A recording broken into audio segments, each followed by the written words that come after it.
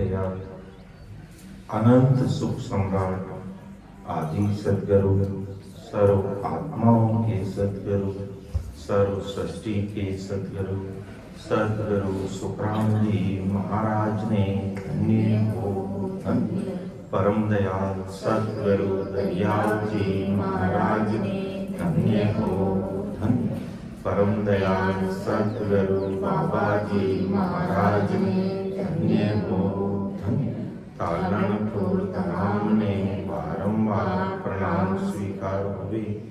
राम सभा में राम महाराज महाराज की कृपा से दोपहर की सत्संग का सिमरन का समय हर्ष उल्लास अति आनंदमय वातावरण के साथ पूरा हो रहा है। परम दयाल अनंत सुख सम्राट आदि सद्गुरु सुखराम जी महाराज से यही आराधना, यही प्रार्थना, यही निवेदन, यही विनती करते हैं कि ऐसी कृपा दृष्टि आप सदैव जगत के समस्त भाई बहनों पर बने रखें, जिससे हम इसी जन्म से इस कीचड़ रूपी मर्तलोक से निकलकर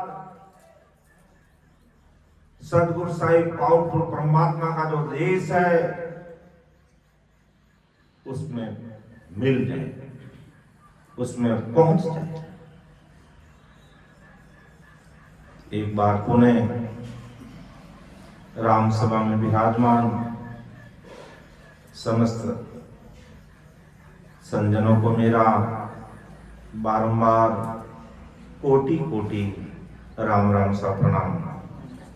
महाराज के अणविवाहिक वचन है जो अणवे की परवानगी रूपी ये महाराज के अणविवाहिक वचन है, उनको सुनने समझने का हम सभी भाई बहन प्रयास करते हैं।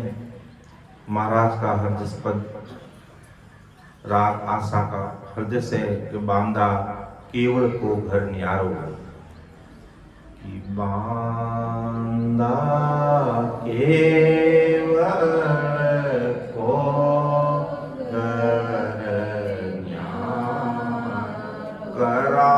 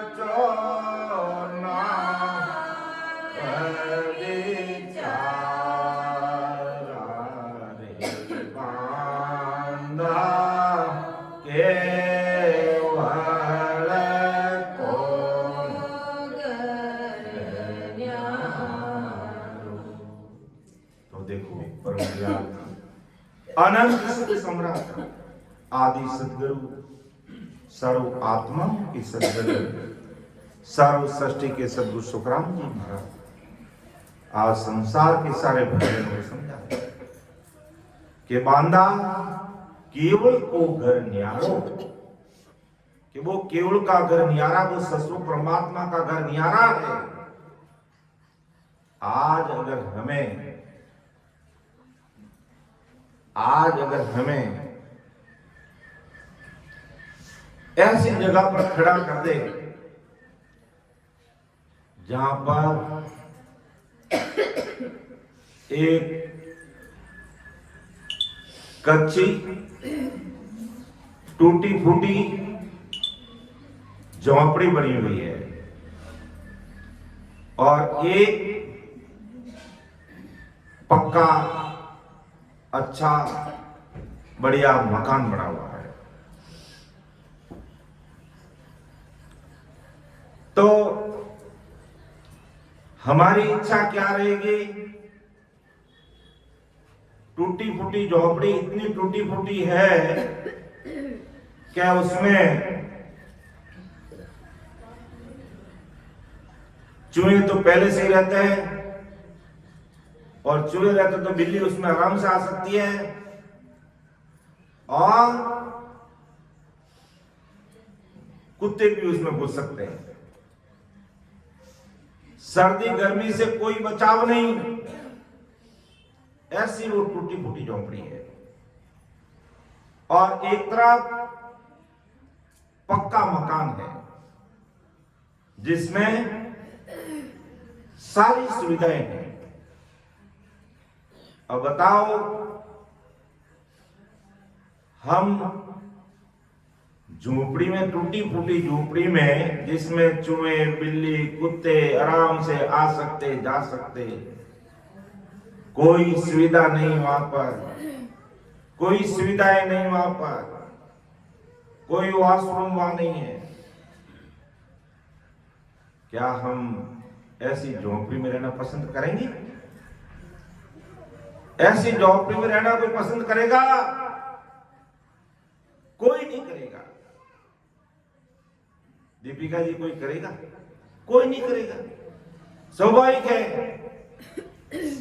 कि जो पक्का मकान है उसमें सारी सुविधाएं हैं, उस मकान में रहना पसंद करें? उस मकान में रहना सभी पसंद करेंगे।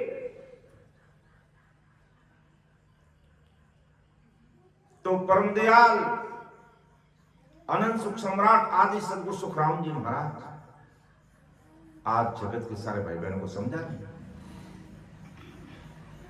कि मर्तलोक रूपी कच्ची झोंपड़ी में रहना है, जहां काल की पहुंच है, दुखों का सागर है, या अमर लोक का जो केवल का जो घर नियारा है, वहां पहुंचना है। अब विचार कर लीजिएगा कि हम टूटी फूटी झोंपड़ी में रहना है या वो ससुर परमात्मा के देश में पहुंचना है। तो महाराज के करामात क्रिया सब झूठी सांचो नाम विचारो, ये करामात क्रिया सब झूठी। करामात कैसी भाई? करामात कैसी कि मरे हुए को जिंदा कर देते हैं, ऐसी करामात है उनके पास में, ऐसी सिदाई है उनके पास में।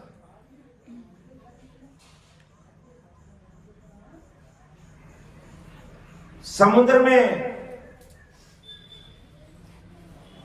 सड़क की तरह उसमें चल जाएंगे, आकाश में उड़ जाएंगे, जमीन में गड़ जाएंगे, पानी में डूब कर रह जाएंगे। ये है करामात, ये क्रियाएं महाराज का सब झूठी। अगर तुम इन करामात बताने वाले साध सिद्धों का सानिध्य लोगे तो ये मायावी जगत की जो कच्ची झोपड़ी है, जहां काल से हमारी रक्षा नहीं हो सकती, जहां भवसागर के दुख नहीं मिट सकते, जहां गर्भवास का दुख नहीं मिट सकता, भवसागर के धक्के नहीं मिट सकते। इसलिए महाराज फरमाते हैं कि ये सब झूठी है, ये सब झूठी चीजें हैं। साचो नाम विचारो कि सच्चा वो सतरूप साई परमात्मा का नाम है, राम नाम है, उसका स्मरण करना पड़ेगा और कोई उपाय नहीं है। अगर उस साचा जो सतरूप परमात्मा से में मिलने का वो जो नाम नहीं निज नाम, उसका हमें विचार करना पड़ेगा। जब उसका विचार करना पड़ेगा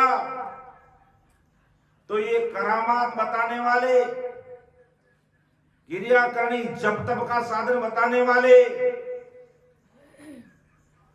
होम जिग जाप दान पुण्य का उपाय बताने वाले,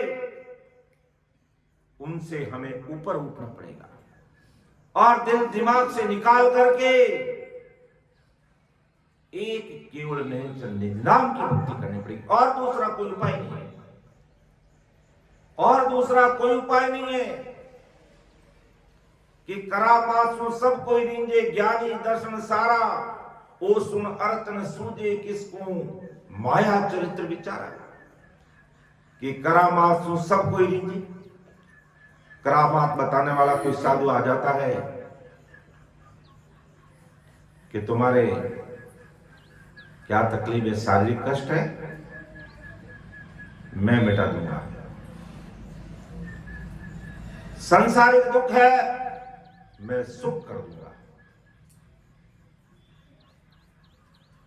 मैं ऐसी स्थिति बता दूंगा तुम आकाश में उड़ जाओगे। मैं ऐसी स्थिति बताऊं तुम पानी में डूब के रह जाओगे, जिंदा रह जाओगे, तुम मरे हुए को जिंदा कर दोगे। और ये बातें बताने वाले जब कोई हमारे बीच में आ जाता है, हम उसके लड्डू बन जाते हैं, लड्डू बन जाते हैं। क्या इन करामातों से हमारा परमोक्ष होगा? जो केवल का घर जो न्यारा है सतरूप परमात्मा का देश, क्या वो देश में पहुंचेंगे? कभी नहीं पहुंच सकते। लेकिन ज्ञानी दर्शनी सठ दर्शनी इन सबको यही अच्छा लगता है, और सब पूरी दुनिया इससे राजी होती है। पर्चे और चमत्कारों से पूरी दुनिया राजी है, लेकिन घट में परमात्मा का पर्चा कैसे मिलता है उसकी तरफ कोई ध्यान ही नहीं देता है। इसलिए दुनिया भवसागर में डूब रही है, भवसागर में डूब रही है। और ओ सुन अर्थ न सूझे किसी को, ये किसी को नहीं देख रहा कि ये सब माया के प्रेम तमाशे है, ये मिटने वाला है, ये रहने वाले नहीं है। संसार का कितना ही पक्का मकान है वो कच्चा है, क्योंकि आज नहीं तो कल ये मिटने वाला है। लेकिन केवल का घर जो न्यारा है, वो सतरूप परमात्मा का जो घर है, वो अखंड रहता है, सदैव रहता है। वो कभी खंडित नहीं होता, वो कभी मिटता नहीं। वहां करामात क्रिया काल की पहुंच नहीं वहां पर। इसलिए महापुरुष फरमाते बांधा केवल को घर न्यारो। अरे तुम्हें कौन से घर में जाने के लिए तुम यहां आए हो? तुझे वो सतरूप साई परमात्मा का पक्का मकान चाहिए, और तुम संसार की कच्ची झोपड़ियों में रह रहे हो, जहां काल घुस के मारता है, काल गला दबोच देता है, कोई तुम्हारी सुरक्षा नहीं कर सकता है। काल के हाथ बिकना पड़ता है, लग 84 योनि में जाना पड़ता है, नरक कुंड में पड़ना पड़ता है, भारी दुखों का सामना करना पड़ता है। इसलिए महापुरुष कहते हैं वो सांचा नाम है राम जी का, उसका विचार करो, उस राम नाम का स्मरण करो। वो परमात्मा सदगुरु साहिब है, इस 3.5 करोड़ रुमाल में कैसे प्रकट होता है, वो कौन सी भेद विधि है, कैसे सिमरण किया जाता है, कैसे हमारी संसार रूपी पूंजी का सदुपयोग करना है, ये हमें विचार करना है। ये करामात, ये सिदाई, ये पर्चे, ये चमत्कार बताने वाला हमारी आत्मा का कल्याण नहीं कर सकता है। ये हमें अच्छी तरह से कान खोल के सुनना चाहिए। ये महापुरुषों के अणविभाविक वचन है, ये अमर लोक के शब्द है और अमर लोक पहुंचाने वाले शब्द है। जब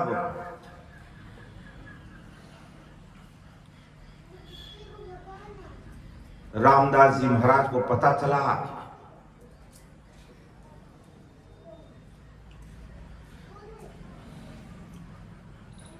कि सिंतल में हरिदास जी रहते हैं और उनके पास शब्द वेद की बात है,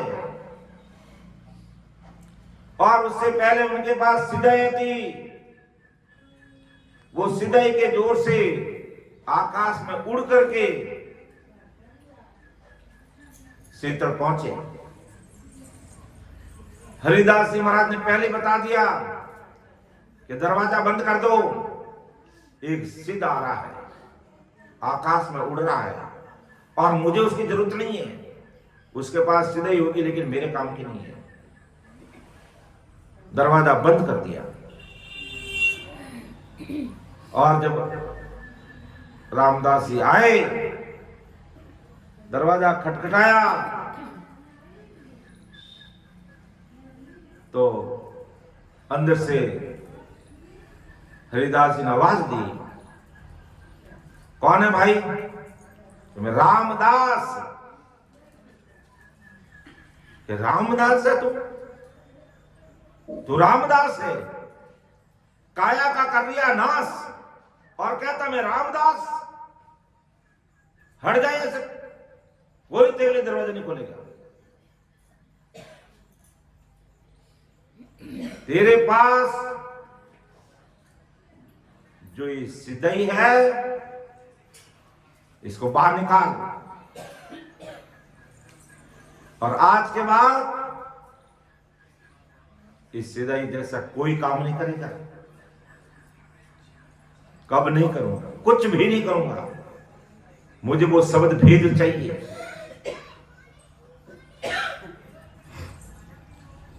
तो भी हरिदास जी ने कहा आज नहीं 6 महीने बाद दूंगा, तेरी ये सारी सिदयों का सफाया हो जाएगा,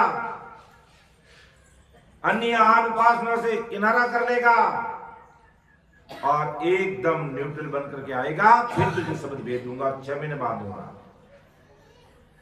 रामदास ने सोचा कि बड़ी मुश्किल से तो मुझे ऐसे महापुरुषों के दर्शन हुए हैं, और अब 6 महीने, अब 6 महीने में क्या ऐसी परिस्थिति बने, मुझे ऐसी तलब लगे कि नहीं लगे, ऐसी पीड़ लगे कि नहीं लगे, वो 6 महीने कब आएगा?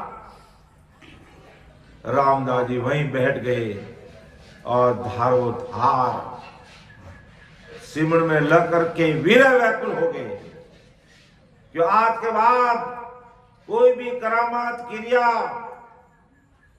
सिदाई नहीं हासिल करूंगा, जो किया सो कर लिया।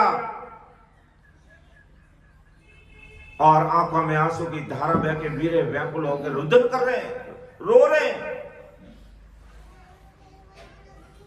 तब हरिदास जी को दया आ गई और कहा अब तू रामदास है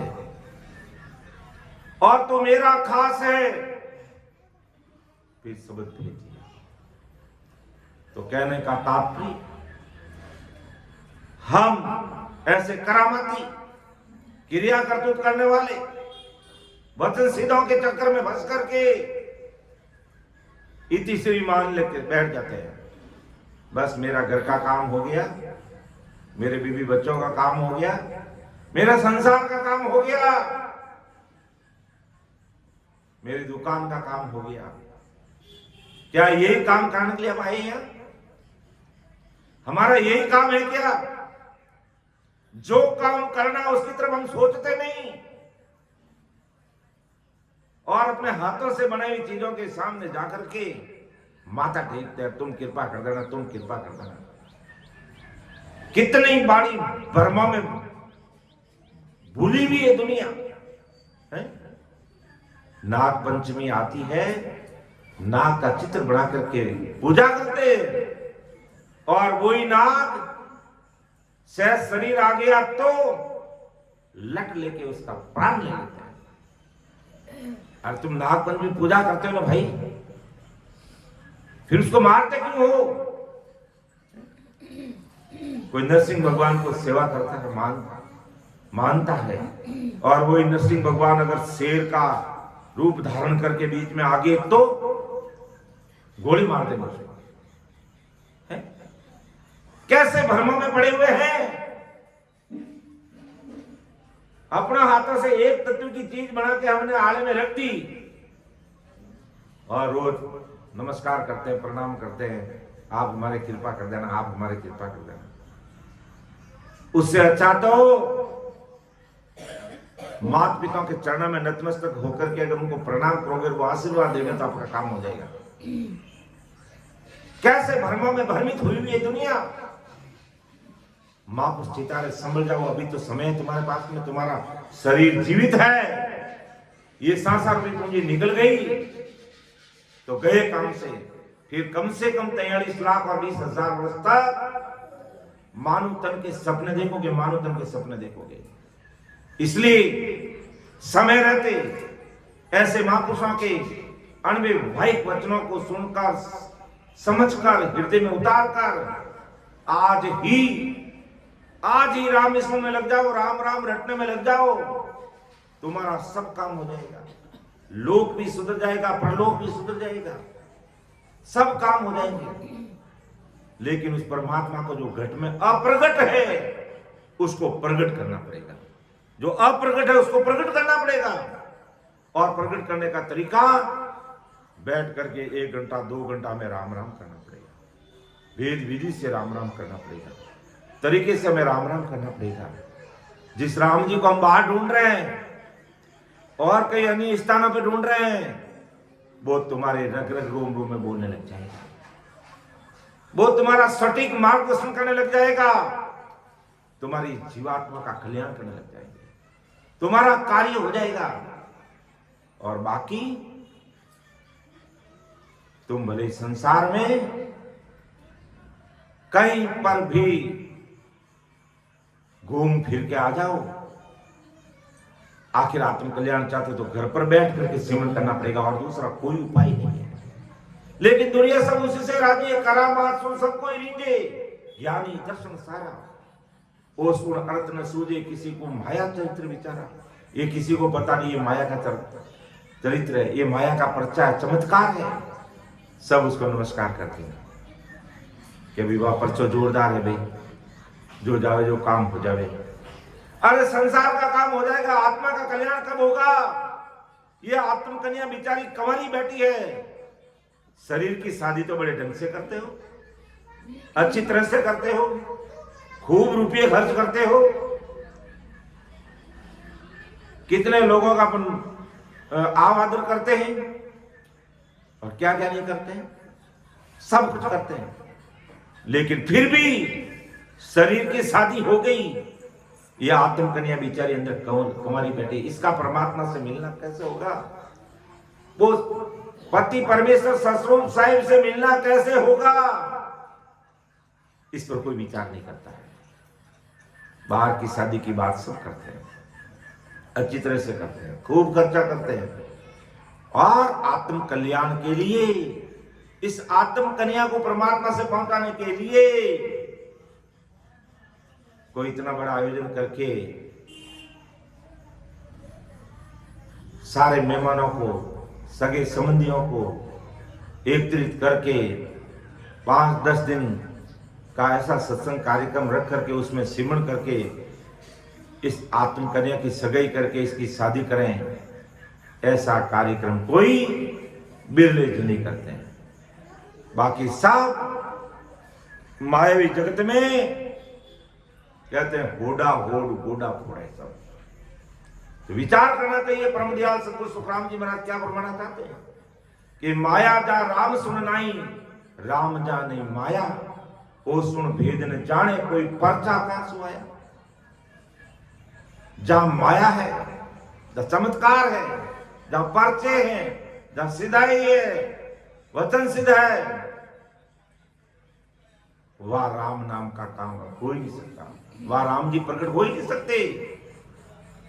माया में लिपायमान रहेंगे, बाहर की करनी कर्मों में लगे रहेंगे, अन्य आन उपासना में लगे रहेंगे, एक तत्व की चीज को पूछते रहेंगे, वह राम जी प्रकट होने वाले नहीं है। राम जी को प्रकट करने के लिए 108 मणियों की माला नहीं, 3.5 करोड़ रुमाल रूपी माला फेरनी पड़ेगी हमें, तब वो सदगुरु साईं परमात्मा प्रकट। हमारे शरीर की 3.5 करोड़ रुमाल है। जब ये अंतकरण से निजमन से बैठ करके जब सिमरन करते हैं, ये 3.5 करोड़ रुमावली खड़ी हो जाती है और पूरे रग रग रोम रोम में वो साईं प्रकट हो जाता है। इस चीज को कोई नहीं मानता है और माया में लगे रहेंगे तो ये राम जी प्रकट होने वाले नहीं। और जहां राम जी प्रकट हो गए फिर वह माया नजदीक नहीं आ सकती। ये पर्चे चमत्कार सब फैल, तो हमें मायावी पर्चे चमत्कार नहीं चाहिए। हमें मायावी चमत्कार पर्चे नहीं चाहिए। तो दीपिका जी क्या चाहिए? घट पर्चा चाहिए। क्या चाहिए? हमें घट का पर्चा चाहिए। घट में राम जी बोलने चाहिए। बाहर की बात सब झूठी, अंदर में वो आत्म संतोष आना चाहिए, अंदर में वो आत्मविश्वास आना चाहिए, अंदर में वो प्रकट परमात्मा बोलना चाहिए। तब तो समझ लो हम परमात्मा से मिलने की तरफ आगे बढ़ रहे हैं। और नहीं तो सब माया के पर्चे चमत्कारों में बस लीन है। बस हमें तो पर्चा मिलना चाहिए बार का। और महाराज कहते हैं बार का पर्चा देने के लिए मैं नहीं आया हूं। बाहर के पर्चों के लिए संसार में 33 कोटि प्रकार के देवी देवता ब्रह्मा विष्णु 10 अवतार भरे पड़े हैं। बाहर के पर्चे चाहते हो तो उनकी आराधना सेवा करते रहो। तो सपने में भी वो केवल का घर हमें मिलने वाला नहीं है, वो अमर देश हमें मिलने वाला नहीं है। और इन सब से किनारा करके हम बैठ के हमारा 24 घंटों में समय कुछ समय आत्म कल्याण के लिए निकालना पड़ेगा। और इस दुनिया का, इस संसार का जो महामंत्र है सत्य स्वरूपी राम नाम, उसका हमें रिटर्न करना पड़ेगा। और कोई उपाय नहीं है। और सबसे ऊपर उठना पड़ेगा बस कि 3.5 करोड़ मीडिया की माला में कैसे फेर सकूं, इस पर आज से मैं चिंतन करना, मनन करना। न कि 108 महीने की माला से क्या होगा। 108 महीने की माला हाथ फेरी से। इसलिए अगर कोई 108 महीने की माला फेरते हैं, अच्छी बात है, आज दिन तक फेरी ठीक है, अब उसको खूंटी में टांग देना।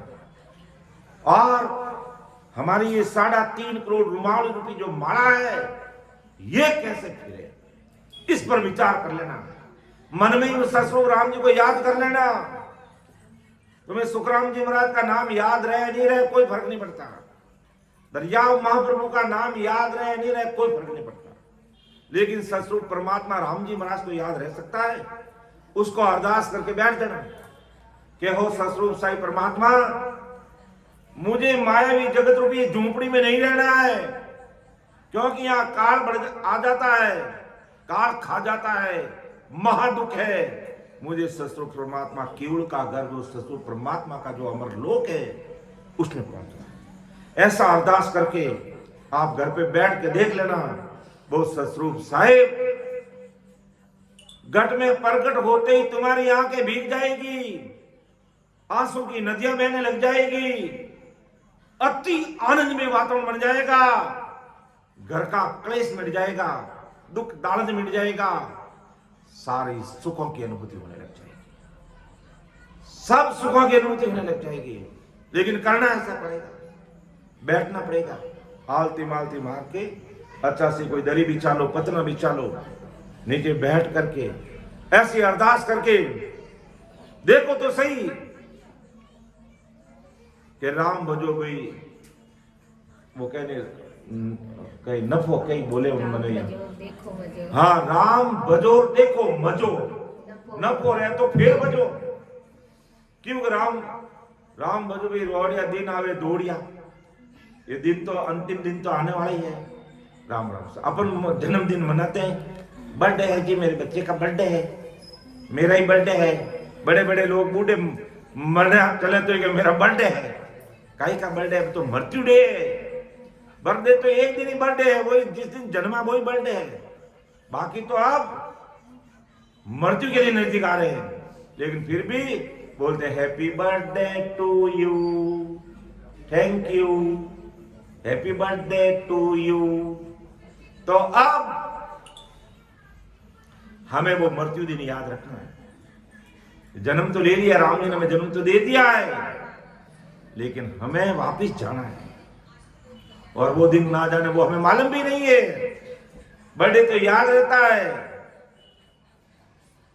बर्थडे तो याद रहता है कि 1 मार्च 1970 को मेरा जन्म हुआ, ये तो मुझे याद है, लेकिन मृत्यु दिन कब याद है? मृत्यु दिन को भी याद कर लो। अब तो मृत्यु दिन तो हमें पता ही नहीं चलता है।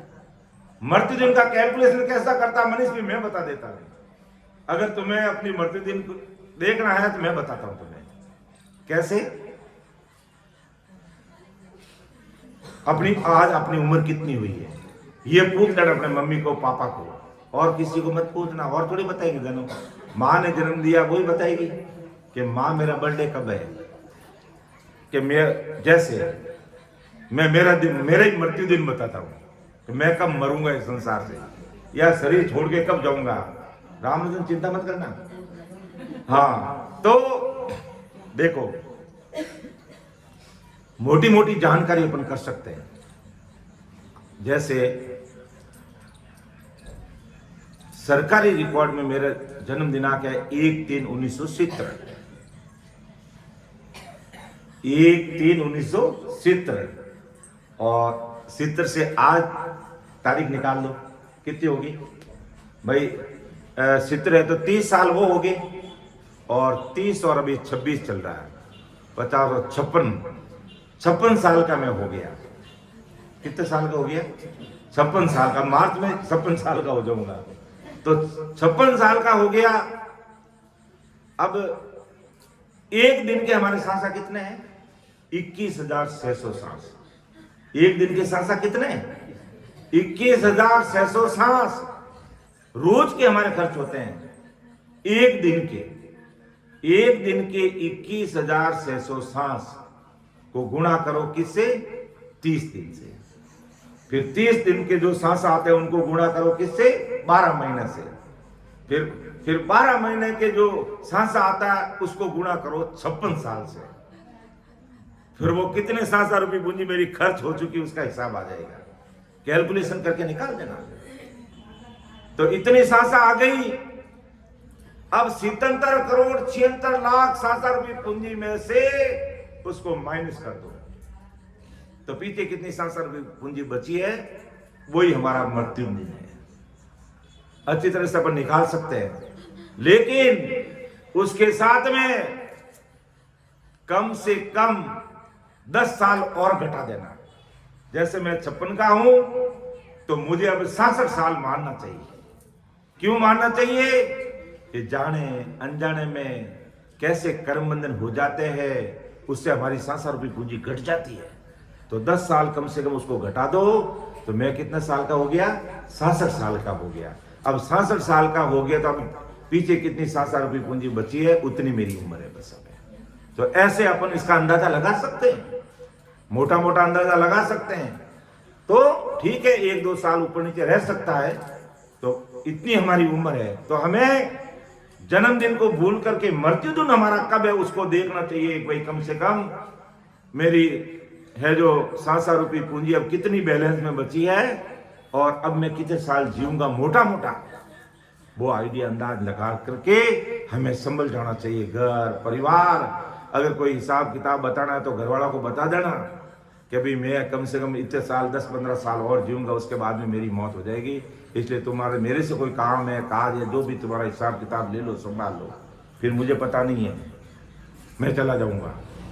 तो ऐसे अपन हमारी मृत्यु दिन का भी आइडिया लगा सकते हैं। 7 रुपये पूंजी रोज की हमारी 21,600 खर्च हो रही है, और अब देख लो 56 साल में कितनी उम्र होगी उससे गुणा कर लो, और पीछे कितनी बची है उसमें से अंदाज से 10 साल की सांसा और घटा दो कम से कम, क्योंकि इतने हमारे ऐसे कर्म बंधन हो जाते हैं, ऐसे पाप हो जाते हैं जिससे हमारी 7 रुपये पूंजी घट जाती है, हमें पता ही नहीं चलता है, हमें पता ही नहीं चलता। असंख्य जीव हमारे द्वारा खत्म हो जाते हैं, जाने अनजाने में हमारे से कोई गलती पाप हो जाता है, हम नहीं करते तो भी पाप जाने अनजाने में हो जाता है। तो 10 साल वो घटा करके देख लो अब हमारी उम्र कितनी है, बस तो अपना हमें आइडिया लग जाएगा, हमें पता लग जाएगा कि अब मेरी मौत कब आने वाली है, और उसके हिसाब से सावचेत हो जाओ। और वो अमर घर प्राप्त करना चाहते हो, बांधा केवल को घर निहारो, वो केवल का घर सचो परमात्मा का जो घर है उस घर में पहुंचना चाहते हो तो करामात क्रिया सब झूठी है, करामात क्रिया सिद्धि है सब झूठी है, साचो नाम विचारो, हमें उस साचा नाम का विचार करना पड़ेगा, और दूसरा कोई उपाय नहीं है। ऐसे महापुरुषों के अनबे वाहिक वचन है। आप अमर देश से पधारे यहां पर, और यहां आकर भी दुनिया को प्रैक्टिकल करके दिखाया।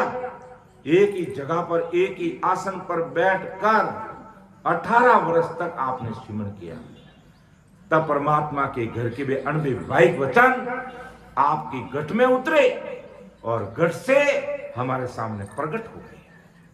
तो ऐसे महापुरुषों के अनबे वाहिक वचनों को हमें छोटा नहीं समझना है, इस सत्संग को हमें सामान्य नहीं लेना है, बड़ी भारी और विशेष सत्संग है ये, बड़े महापुरुषों की सत्संग है। हम भाग्यशाली नहीं, हम परम भाग्यशाली भाई जो ऐसे महापुरुषों के अनबे वाहिक वचन को सुन रहे हैं, अर्थात हम सत्स्वरूप ज्ञान विज्ञान को सुन रहे हैं, जो ही हमारा इसी से हमारा कार्य हो सकता है, बाकी और ज्ञान से हमारा कार्य होने वाला नहीं है, इसलिए हमें विचार करना चाहिए। तो ओ सुन वेद ने जाने, कोई पर्चा कहां से आया, उस वेद को कोई समझता नहीं है। ये पर्चे कहां से आए, सब माया का चरित्र है, ये माया से आने वाली चीजें हैं। देखो भूल ज्ञान दर्शन में पर्चा सकल सरावे, जिन जन को माया बिच मारियो ताकि शोभा गावे। अब देखो कितनी बड़ी बात महाराज फरमाना चाहते हैं कि देखो भूल ज्ञान दर्शन में कैसे संसार में भूल पड़ी हुई है? कैसी भूल पड़ी हुई है कि पर्चा सकल सरावे, जहां पर्चा मिलता है, जहां चमत्कार होता है, सब उसकी सराहना करते हैं। ओहो फला फला स्थान पर तो जबरदस्त पर्चा है भाई, उस स्थान पर ये पर्चा है भाई, उस जगह पर ये पर्चा है, और उसको बड़ा मान करके सब लोग वहां चाहते हैं, उलट जाते हैं, और घट पर्चा जो मिलता है परमात्मा का, उस घट पर्चे की तरफ कोई ध्यान नहीं देता। तो जिन जन को माया बिच मारियो ताकि शोभा गावे, है? अब जिन जन को माया ने लूट लिया, उसको माया कैसे लूटती है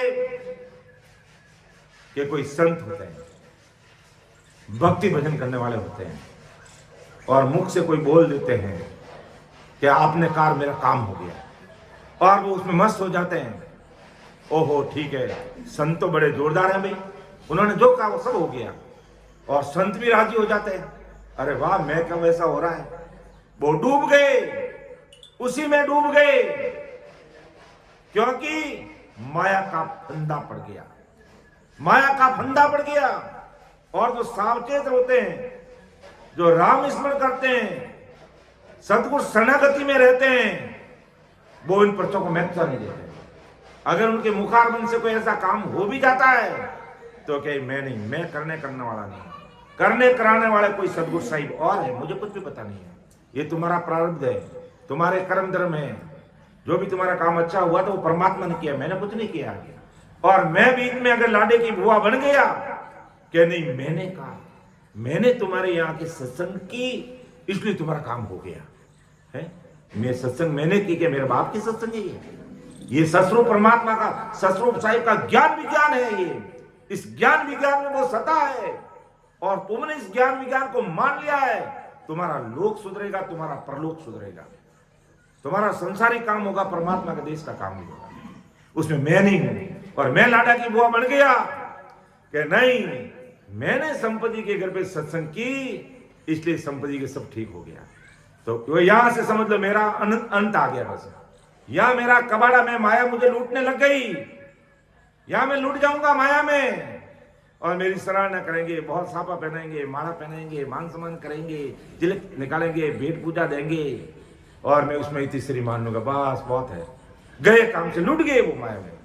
और भी दुनिया सराहना करेगी कि हमारे घर ऐसे संत आए, ऐसे संगत की, वो तो जोरदार है भाई। और भी संत भी राजी, दुनिया भी राजी। और काम किसका हो रहा है? माया का काम हो रहा है, दुनियादारी का काम हो रहा है।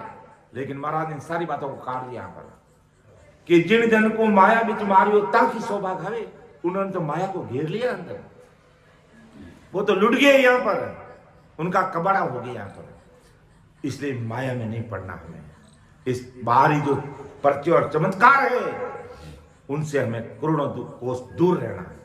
कि सब कुछ करने वाले आज अगर हम भजन कर रहे हैं और भजन का स्वाद हमें मिल रहा है, वो सुखों की अनुभूति हो रही है, तो ये सस्वरूप साहिब उस पावरफुल परमात्मा की कृपा है हमारे ऊपर। वो करने कराने वाला है, हम कुछ भी नहीं है। हमारी क्या औकात है? हमें यही पता नहीं कल सूर्य देखेंगे कि नहीं देखेंगे, कुछ भी पता नहीं है। लेकिन माया चरित्र दिखाती है और उसमें ध्यान नहीं करते तो वो डूब जाते और दुनिया उनकी शोभा करती है। ओहो बाप जी गजब है, बाप जी गजब है, बाप जी गजब है। और बाप जी गजब क्या, बाहर का पर्चा दे दिया, अंदर का पर्चा हुआ कि नहीं हुआ? घट में ज्ञान आया कि नहीं आया? घट के अंदर अमर लोग जाने का मार्ग है, वो मार्ग हमें दिखा कि नहीं दिखा? वो मार्ग अनुभव में आया कि नहीं आया? वो घट पर्चा में मिला कि नहीं मिला?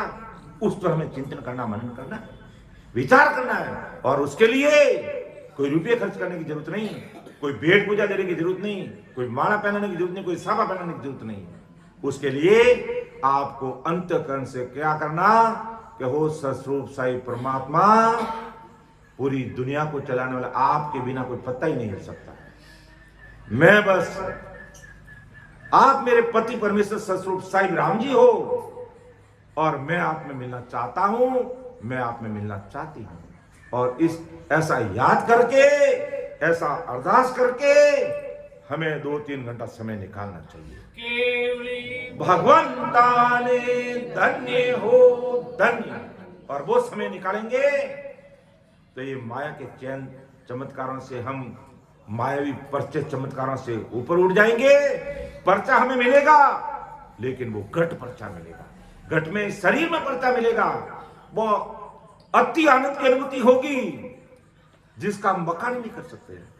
अभी बैठे हम, कितने बैठे, 40-35 मिनट तक बैठे, लेकिन खो गए परमात्मा में। रग रग रोम रोम में राम राम होने लगा और डायरेक्ट ऐसा लग रहा परमात्मा से कनेक्शन हो गया। और उस सुख की बराबरी कोई नहीं कर सकता है। मायावी जगत के कोई सुख उसके बराबरी कर ही नहीं सकते।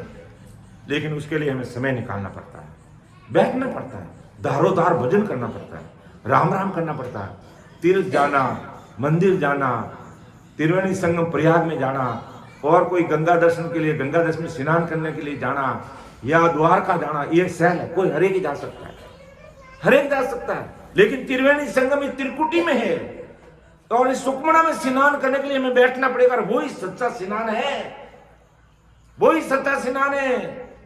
लेकिन उस स्नान के अंदर तो 60 करोड़ भाई बहन चलेगी। उस स्नान को करने के लिए 60 करोड़ भाई बहन चलेंगे। लेकिन घट में त्रिवेणी संगम करके सुखमना में नाना भजन करना, वो ससुर परमात्मा के नाम का आनंद लेना, वो लाखों में मिलते नहीं है, करोड़ों में देखने पड़ते हैं, वो लाखों में नहीं मिलते हैं।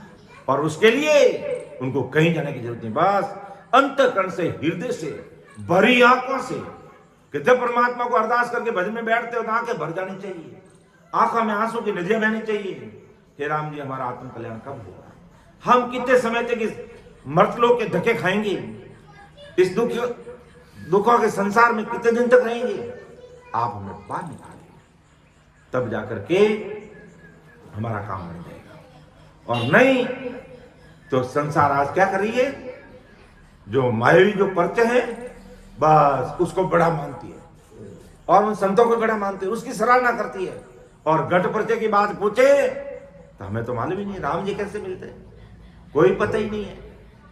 इसलिए राम जी कैसे मिलते हैं, राम जी सिमरण करने से, भजन करने से, प्रेम से मिलते हैं, तो वो चीज हमें अपनानी है। फिर महाराज आगे फरमाते हैं कि ब्रह्म लोक जाता को बीचे माया बट फाड़ी, सदगुरु शरण तत्व जा भ्यासे जिन जन पटक पिछाड़ी। कि ब्रह्म लोक जाता को बीचे माया बट फाड़ी, ससुर राम जी के देश में अमर लोक जाने में ये माया बटफाड़ी है, ये माया के पर्चे चमत्कार, बटफाड़ी का मतलब लुटेरे हैं, ये लूट लेते हैं। माया पर्चा के चैन तमाशों में दुनिया रीन जाती है और उसमें लुट जाती है। लेकिन सदगुरु शरण तत् जा ब्यासु, कैसे सदगुरु जी महाराज का शरणा लेकर के, तत् यानी वो नाम निज नाम, राम जी का नाम का भक्ति करके उस निरंतर को इस घट में बांट लिया, उसको पकड़ लिया, उसको प्राप्त कर लिया, उसको प्रकट कर लिया। जिन जन पटक पिछाड़े, वो माया को पटक पिछाड़ के एक तरफ कर देते हैं, वो किसी प्रकार के चैन तमाशा में अटकते ही नहीं है, लटकते ही नहीं है, भटकते ही नहीं है कि नहीं मुझे चैन चमत्कार और पर्चे चाहिए। लेकिन कौन से चैन चमत्कार चाहिए, कौन सा पर्चा चाहिए, गट पर्चा चाहिए। और गट पर्चे के लिए बैठकर सिमरन करने के अलावा और कोई उपाय नहीं है, बोले हम कितना भी कर लो। इसलिए आज से हम राम जी से ऐसे अरदास करके जरूर आप बोले 2-3 घंटे नहीं बैठते हो, लेकिन आधा घंटा 1 घंटे बैठना। हो राम जी कहते हो ना आप घट में प्रकट होते हो, आज संतों ने ऐसे बोलना कि आज संतों ने महाराज के अनबे भाई वचन हमें सुनाए, महापुरुषों के ऐसे शब्द सुनाए, और उसमें कहते हो कि आप राम जी घट में मिलते हो, तो मेरे से ऐसी क्या गलती गुनाह होगी, अब आप मुझे भी मिलो, मेरे घट में प्रकट हो। तो आपकी ये 3.5 करोड़ रुमावली रग रग रोम रोम में अगर वो आनंद की अनुभूति आने लग जाए, आंखें भीग जाए, आप बैठे बैठे घर में वीरे व्याकुल होकर के रोने लग जाए, तब देख लेना कि वो साहिब तुम्हारे घट में प्रकट हो गए बस। और वो साहिब प्रकट हो गए, तुझे अमर लोग ले जाने तक तुम्हारी लार नहीं छोड़ेंगे, तुम्हारा कार्य करेंगे, इस जीवात्मा को नरक में नहीं पड़ने देंगे, गर्भवास में नहीं आने देंगे, लख 84 योनि में नहीं जाने देंगे। और अगर थोड़ा बहुत भजन कम भी रह गया तो वापस तुझे मानव तन देकर के भजन करेंगे। वो चीज को हमें समझनी, ना कि माया। तो उस तत्व को, उस निरंतर को पहचानना है। माया थूल आ अटके कोई, आ तो उल्टी तारे, करामात पर्चा जो देवे वहां गल फांसी डाले। कि करामात और पर्चा देते हैं, उसके गले में फांसी डालते हैं। बाकी स्थूल माया कौन सी, घर है, परिवार है, पत्नी है, पति है, बेटा है, बहू है, घर परिवार के लोग हैं, ये स्थूल बड़ी माया है। तो ये हमें नहीं अटकाते, ये तो हमारा सब सहयोग करते हैं। आज मेरे घर में मेरी बीबी है, बच्चे हैं, तो आज मेरी मदद करते हैं घर परिवार के काम में, मुझे खाना बना के देते हैं, मेरा घर का काम करते हैं। तो ये स्थूल माया तो हमारा सहयोग करती है। लेकिन जीणी माया, जो जीणी माया है, 5 विषय, 5 प्रकृति, 5 तत्व, 25 प्रकृति, ये जीणी माया हमें गले में फांसी डाल देती है। तो इस जीणी माया से हमें ऊपर निकलना है, इस जीणी माया से हमें बाहर निकलना है, तो हमारा काम हो जाएगा। फिर महाराज के तत्व ज्ञान बिन हुए जग में जिना शोभा गाई, तत्व ज्ञान बिन यूं जग में जिना शोभा गाई, जगत मुगत सब ही इणमाई, जहां पर्चा हुआ पाए। तत्व ज्ञान बिन, कि जिनको तत्व ज्ञान इस घट में प्रकट नहीं हुआ, जिन्होंने राम जी की कृपा को इस घट में प्रकट नहीं किया है, उनको प्रकट नहीं किया, वो है जो बाहर की सराहना करते हैं, बाहर की चीजों की सराहना करते हैं। जैसे मान लो कोई संत हुए और उन्होंने भजन करके अमर देश की प्राप्ति कर ली, और जिस शिला पर बैठे जिस जगह पर बैठे और अगर उसके नीचे पत्थर थे तो वो संतों का इतना तेज उन पत्थरों में समा गया, अगर हम उसको पानी में डालें तो वो तैरने लग जाते। वो पत्थर आज भी पानी में तैर रहे हैं क्योंकि संतों के भक्ति का इतना तेज था। तो अब क्या हमें क्या उन पत्थरों को पानी में तिरा तिरा के याद ये तीसरी मान लेनी चाहिए? हमें भवसागर से कैसे तिरना होगा? उन संतों ने कैसे वेद विधि से भजन किया और कैसे वो भवसागर से तीरे। हमें भवसागर से तिरना है, नौ की संतों की शिला को तीरा करके तीसरी मान लेना। इतने बड़े संत हुए, शिला पानी पे थी। अरे वो बात बहुत बढ़िया है, अच्छी बात है। इतना तेज तपता संतों का कि वो जड़ पत्थर में वो सत्ता प्रकट हो गई, वो पानी पे तैरता है। लेकिन क्या वो पानी पे तैरता है, अपन उसकी महिमा करते रहेंगे कि पानी में तैरता, ओहो कितने बड़े संत हुए, कितने बड़े संत हुए। क्या तीसरी मान लेंगे इतने में हम परमात्मा में चले जाएंगे? कभी नहीं जाएंगे। हमें उन महापुरुषों की तरह एक आसन पर बैठना पड़ना, तपना पड़ेगा, राम स्मरण रटना पड़ेगा, करना पड़ेगा, और वो भी वेद विधि से करना पड़ेगा। मायावी जगत की भक्तियों से ऊपर उठना पड़ेगा। उल्टी होने पे उसको कैसे त्यागते हैं कि जीव उल्टी को पर हरे, यूं त्यागे मन माय, यूं त्यागे मन माय, मौके जब प्यारी लागे तो वो सदगुरु साहिब तुम्हारे घट में प्रकट हो जाएंगे। उसके लिए तुम्हें कोई भेंट पूजा देने की जरूरत नहीं, कोई मान सम्मान की जरूरत नहीं। तुम अपने घर पे करना, देखना। तुम तो भले किसी को मानते हो, तुम माता जी को मानते हो, रामदेव जी को मानते हो, बाबू जी को मानते हो, हनुमान जी को मानते हो, भैरू जी को मानते हो, रामचंद्र जी को मानते हो, कृष्ण, किसी को मानो। तुम तुम्हारे उसका महाराज ये नहीं कहा तुम मत मानो, लेकिन तुम ससुर परमात्मा को एक दिन बैठ के अरदास करके 2 घंटे राम राम करके देखना। अगर वो ससुर साहिब घट में प्रकट हो जाए तो उसका राम राम करते रहना, और नहीं प्रकट हुए तो बस आप जैसे तुम्हारी मर्जी से करते रहना। लेकिन करके देखो तो सही। कैसे महापुरुष कह रहे हैं कि वो राम जी घट में मिलते हैं, तो तुम्हारे घट में मिलेंगे। कैसे मिलेंगे? जैसे ही बैठ करके भरी आंखों से अरदास करेंगे। विनती तो करना ही पड़ेगा। अगर प्रभु से मिलना है तो विनती करना, प्रार्थना करनी पड़ेगी, और बैठ करके राम स्मरण करना पड़ेगा। और जब तुम्हारी 3.5 करोड़ रुमावली खड़ी हो जाए, तुम्हारा शरीर कंपायमान हो जाए, तुम्हारा शरीर धूजने लग जाए, तुम्हारी आंखों में आंसू की नदियां बहने लग जाए, तब समझ लेना वो साहिब तुम्हारे घर में प्रकट हो गया। फिर उसको छोड़ना मत, फिर इधर उधर कहीं अटकना भटकना मत। ये प्रमाण अपना आपको सिद्ध करना। ऐसा जब सिद्ध करोगे तब पता चलेगा। तब चल प्रैक्टिकल किए बिना कैसे काम चलेगा। और नहीं तो इधर से उधर हम घूमते ही रहते, हमारा समय ऐसे ही निकाल देते हैं। क्यों बता भाई, अपन कोई बैलेंस पता थोड़ी है। सब कोई अपनी मौत का कैलकुलेशन थोड़ी करता है, किसको पता है।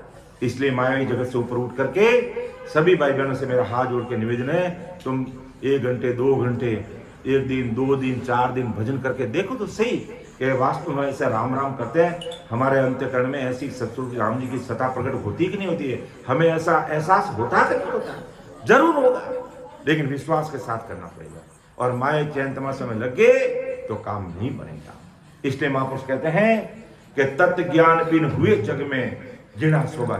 जिनको तत्व ज्ञान नहीं मिला वो जगत के मायावी चीजों की चर्चा पर्चा करेंगे, वो मायावी चीजों की बातें करेंगे, मायावी चीजों को सराहेंगे, लेकिन उनसे काम नहीं बनेगा।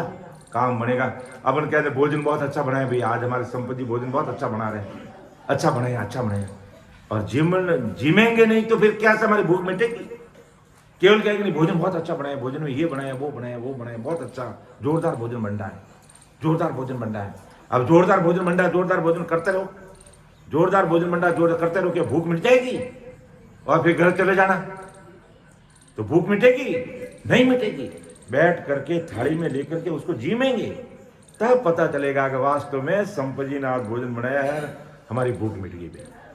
इसी प्रकार परमात्मा से मिलने की वो भूख लगनी चाहिए और वो भजन करना चाहिए, और वो परमात्मा घट में प्रकट हो जाए तब हमारी भूख मिटेगी। नहीं तो परमात्मा नहीं मिलेंगे तब हमें परमात्मा से मिलने की भूख लगी रहनी चाहिए। और केवल परमात्मा की शोभा ही करते रहेंगे, राम जी ऐसे हुए, राम जी ऐसे हुए, राम जी ऐसे हुए, ससुर राम जी ऐसे। अरे ऐसे है तो हमारे घट में आएंगे, प्रकट होंगे और हमें पता चलेगा, तब मानेंगे भी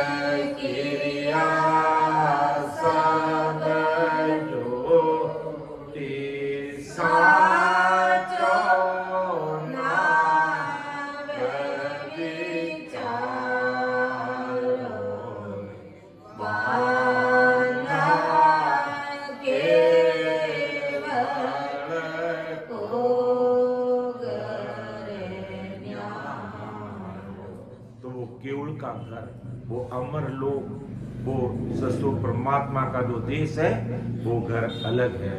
ये संसार के जितने भी भले पक्के घर है, लेकिन एक दिन ये मिटने वाले हैं और वो अमिट रहता है, वो कभी मिटता नहीं है। तो हमें उस घर की प्राप्ति करनी है और उस घर की जब तक प्राप्ति नहीं होती है, हमें बैठ करके राम सिमरन करना है और इधर उधर कहीं रॉन्ग नंबर नहीं करना। एकदम खराब पत्ते पर करके ऐसे महापुरुषों के अनुभवाई वचनों को सुन करके, अर्थात इस सत्स्वरूप ज्ञान विज्ञान को हृदय में उतार कर अपना कर हमें रात और दिन भजन में लग करके हमारा काम करना है। तो समय का भी तकाजा है, बोलने में समझाने में मेरे से कोई भूल रह सकती है। और हमारे दो युवा संत मेरे बीच में बैठे हैं, तो मुझे आप कोई बोलने में ऊपर नीचे हो सकता है। महाराज का ज्ञान अथाह अपंग है, हमारी इतनी बुद्धि दिमाग नहीं है कि महापुरुषों ने जैसा कहा वैसा आपको समझाते हैं, लेकिन फिर भी यही प्रयास करते हैं कि जैसा महाराज ने लिखा है वही बात आप तक पहुँचे और इसी जन्म में और आज ही आप सबको राम जी मिल जाए। उसी ध्येय और उद्देश्य को लेकर हम गुरु ज्ञान को अर्थात महाराज के अनुभवाई वचनों को आप सबके सामने रखने का प्रयास करते हैं और उसमें भी कई गलतियां रह सकती हैं, तो आप उसको अन्यथा मत लेना। आप मुझे छोटा भाई समझते हुए मुझे क्षमा कर देना कि सुन जो मैं निर्दोष हूँ, घाट बांध जस हो, तुम हरे बोलने हारे हो, क्या जानेगा को। परम दयाल अनंत सुख सम्राट आदि सद्गुरु, सर्व आत्माओं के सद्गुरु, सर्व सृष्टि के सद्गुरु, सद्गुरु सुखराम जी महाराज धन्य राम सभा में रमाना। एक बार पुणे राम सभा में विराजमान समस्त राम स्नेही भाई बहनों को, सभी संतजनों को मेरा बारंबार कोटि कोटि राम राम सा प्रणाम। अभी हमारे दो युवा संत जिनका मैं परिचय करा दूँ, हमारे परमात्मीय रेस्पेक्टेड राम रतन जी और इधर हमारे परमात्मीय रेस्पेक्टेड सीता जी बैठे हैं। तो मैं पहले राम रतन जी से निवेदन करूंगा, इस समय को देखते हुए है जो 30-35 मिनट तक हमारे राम रतन जी लेंगे, फिर आगे 30-35 मिनट तक हमारे 40 मिनट तक सीता जी लेंगे और उसके बाद समापन समय क्या रहेगा, समापन का 5 बजे के आसपास, 5:05 तक, हाँ लास्ट। तो इसमें हमारे दो युवा संतों के मुखारबंद से हम अनवैवाहिक वचन सुनेंगे, समझेंगे और परमात्मा से हमें यही प्रार्थना करनी है कि हे राम जी आज ही हमें मिल जाए। आप ही हमारे गट में हमें गट का पर्चा दो। बाहर का पर्चा देखते देखते हमारी उम्र बीत गई है, हमें बाहर के पर्चे अब नहीं चाहिए, हमें गट पर्चा चाहिए। तो मैं परमात्मा हमारे राम रतन जी से निवेदन करूंगा, आप आएंगे अपने मुखारबंद से हमें लाभान्वित करेंगे अनवैवाहिक वचनों से, फिर सीता जी तैयार रहेंगे। राम राम सा।